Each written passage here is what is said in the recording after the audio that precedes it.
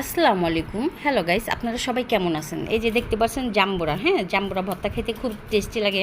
কিন্তু এই যে মরিচগুলি যে আমি ভাঙতেছি, যদি আমার হাত জ্বলে, এই জন্য আমি কোনো ভর্তা খাইতে পারি না, কারণ নিজের মাইখা খাইতে হয় তো, এই জন্য মরিচগুলি লবণ দিয়ে একটু ভাঙা নেই।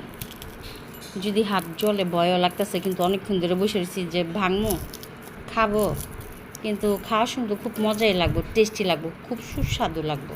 কেন লাগবে জানেন? কেন? শুকনো মরিচ ভাজা, তাই দুটো মরিচ অনেক ঝাল হইব। দেখেন কত সুন্দর।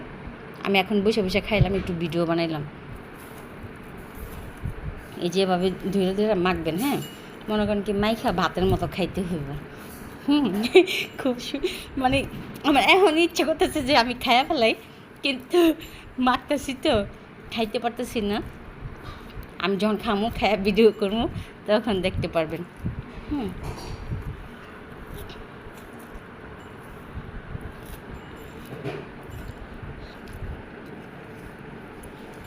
দেখেন মাখা হয়েছে না?